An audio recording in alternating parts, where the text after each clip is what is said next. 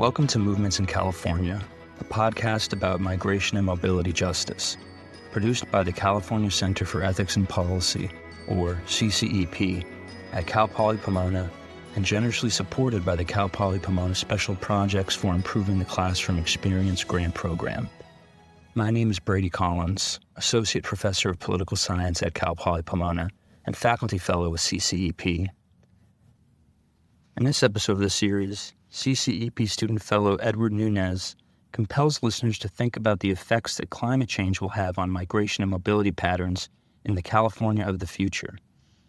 When cataclysmic floods and wildfires destroy homes, when coastal communities are lost to the sea, and when severe drought strikes, then people are displaced and must search for somewhere more hospitable. For Edward, upholding migration and mobility justice today requires that we think about these issues and ultimately reduce carbon emissions. We ask that if you like what you hear, care about these issues, please share our podcast with your friends, family, and colleagues. Thanks for listening.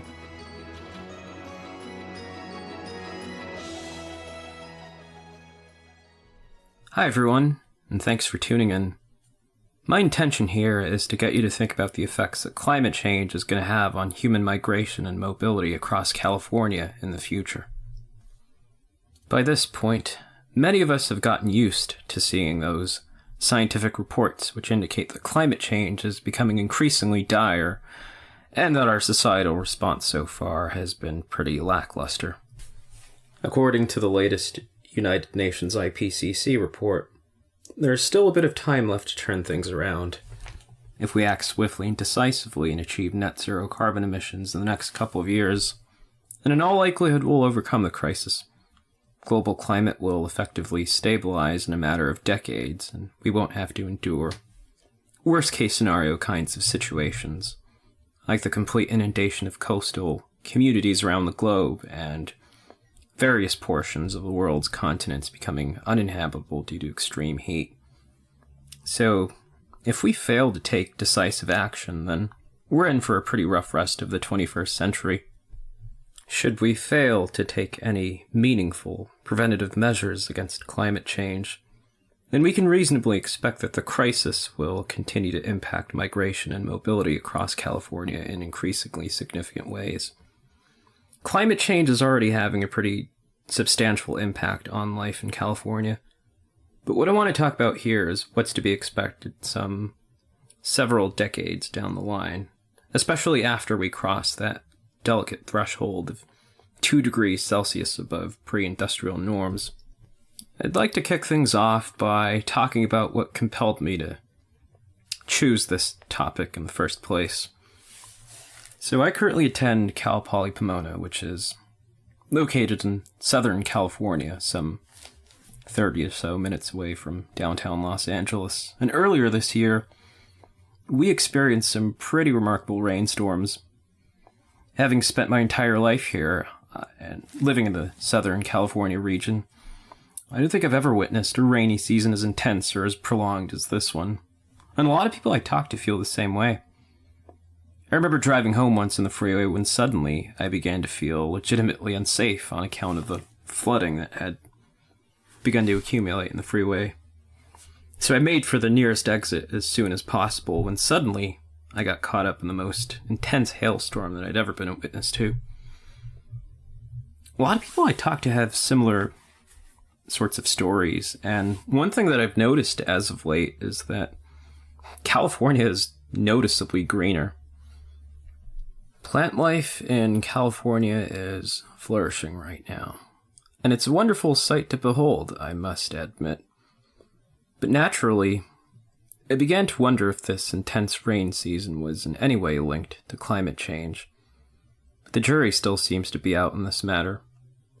As a UCLA climate scientist recently explained to the LA Times, the intense rain could have been caused by anything from a volcanic eruption which took place last year in the South Pacific, to just simply bad luck. But regardless of whether or not this year's intense rainstorms were caused by climate change, the fact of the matter is we got a small taste of what could be expected if we allow carbon emissions to continue rising.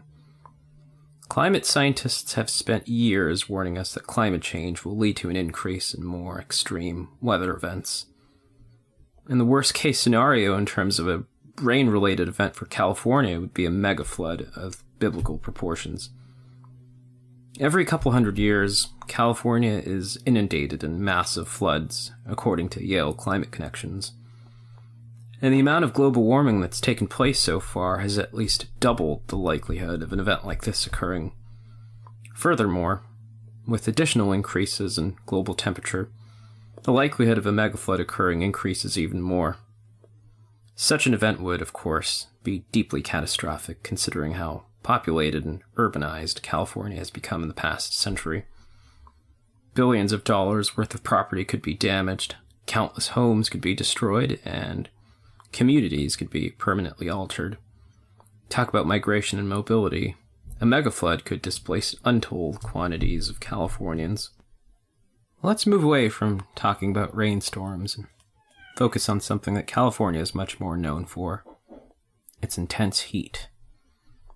As many of my fellow Cal Poly Pomona attendees can attest to, summers around here can be brutal, with temperatures regularly extending well into the 90s.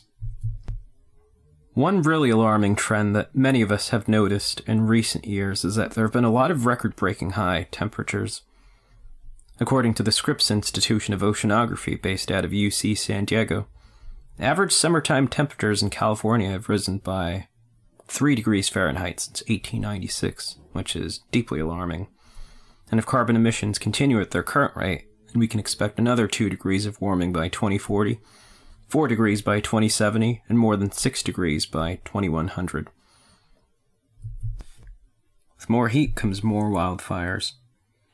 From 1972 to 2018, there was a 5-fold increase in wildfires, and the model predicts that large ones could become at least 50% more prevalent by century's end if emissions don't go down. As we're reminded of each summer, wildfires are capable of displacing communities in devastating fashion. Now, certain communities are obviously much more at risk of displacement by wildfire than others. I don't really have to worry all that much about being displaced by wildfire, considering that I live in a pretty urbanized concrete jungle, located far away from any mountains or forested regions. But if you've ever taken a drive through the state, you know very well that there are lots of communities nestled among very mountainous and forested regions, and it's these communities which seem to be particularly vulnerable to wildfire. The past few years have brought some of the most intense wildfires in California's recorded history. As some of you may know, the August Complex fire, which took place back in 2020, was the largest in California's recorded history. It burned more than 1 million acres, but destroyed only about 935 buildings. Not much in comparison to smaller wildfires, which have destroyed many more structures. Whenever wildfires tear through the state, people are displaced. And since climate change will lead to the intensification of more and more wildfires, then we can only expect that more people will be displaced in the future.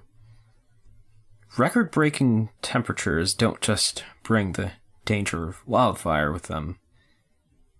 Before the intense rainstorms that took place earlier this year, California, in addition to other states in the West, was pretty deeply embedded in one of the most intense droughts in recorded history. Should California come to be ravaged by intense climate change-induced droughts, then we can easily imagine this having effects upon mobility in the state, insofar as it might compel migration to places where there is less water scarcity. It's not totally inconceivable that certain places just completely run out of water. This was almost the case in the town of Mendocino a couple of years ago, but thankfully the rainstorms that battered us this year have pretty much replenished their water supplies and put them in a much better position. And as you've likely already seen in various news reports, the Colorado River has reached an alarming level of water scarcity in recent years, and scientists know for a fact that this is a consequence of global warming. This should especially concern us Californians, considering how much water we get from the Colorado River flow each year. The higher average global temperatures means that polar ice caps are melting at an alarming rate. Of all the effects that climate change is going to have on California, perhaps none are as widely talked about as sea level rises impacting communities situated along the California coast.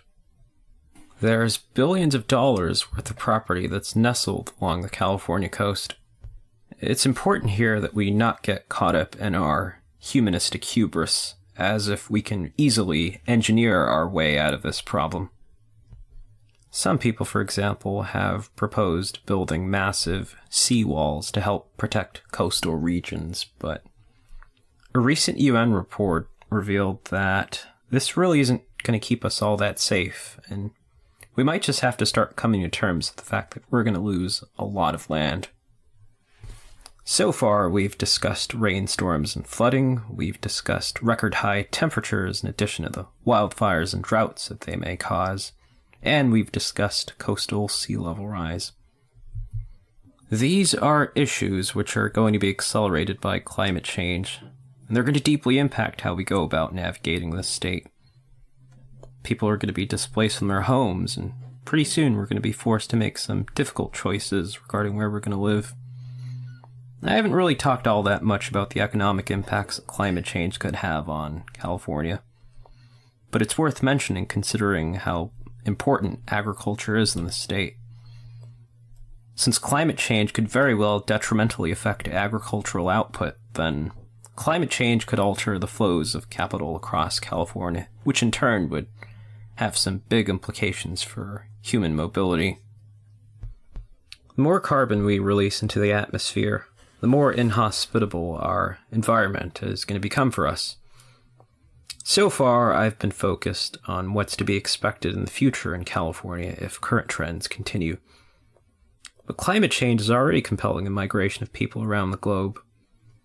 As anyone who's familiar with the framework of climate colonialism knows, underdeveloped countries in the global south who have historically been subject to colonialist and neocolonialist economic relations are less capable of mobilizing the resources and building the infrastructure necessary to enable its citizens to protect themselves against climate change.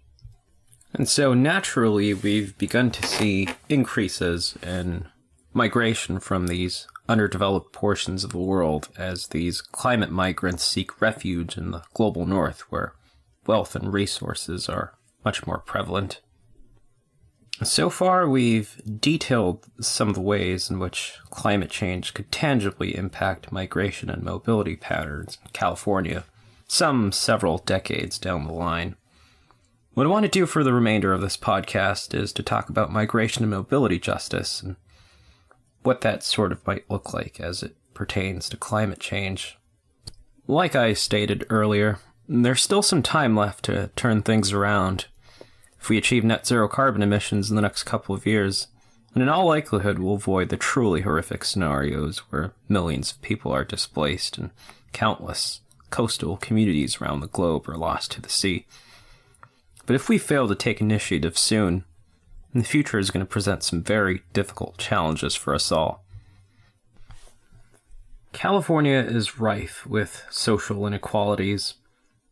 Wealth inequality and systemic racism permeate our communities. We have perhaps some of the richest neighborhoods on Earth, but we also have a remarkable degree of impoverishment and underfunded communities, as well as a homelessness crisis which has skyrocketed in recent years. In addition, we also have countless communities of color which have been subject to everything from redlining and racist city planning to disproportionately high amounts of environmental pollution. The big fear that I have is that climate change could very well exacerbate these inequalities. I don't want poor communities of color to be left behind should climate change come to wreak havoc upon our state. If a major flood, for example, were to sweep through Southern California and level a bunch of towns and cities, I'd want the displaced residents of places like Compton and Almonte to receive just as much humanitarian care and aid as people in much more affluent and white neighborhoods. In a world beset by climate change-induced migration and displacement, The just thing to do would be to ensure that all persons are equipped with the resources necessary to protect themselves from the elements. With this being said, one of the most important books that I've read in recent years is This Changes Everything: Capitalism versus the Climate by Naomi Klein, which I highly implore you to read in case you haven't already done so. The thing that I appreciated most about this book is that Klein points out that if we're going to effectively respond to climate change, then we're going to need to think of solutions which lie beyond the market-oriented logic of neoliberal capitalism. We can't just expect the free market to solve climate change. We're going to need to go beyond the free market. If a mass of people were to suddenly find themselves displaced due to some kind of extreme weather scenarios, then the appropriate thing to do in this situation would be to decommodify housing. The decommodification of housing would be a great way to ensure that displaced persons will continue to have a roof over their heads and access to a potentially life-saving air conditioning unit. Lastly, profiteering and the relentless exploitation of natural resources are some of the primary reasons why we're embedded in a climate catastrophe in the first place.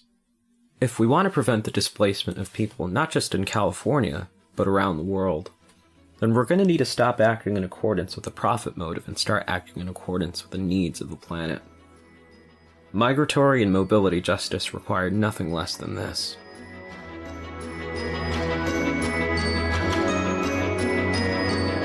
A special thanks to all the CCEP students who worked together over the past year to put together this podcast series, and for the ongoing advice of our CCEP faculty fellows, as well as the Cal Poly Pomona Special Projects for Improving the Classroom Experience grant program. And thanks to you for listening.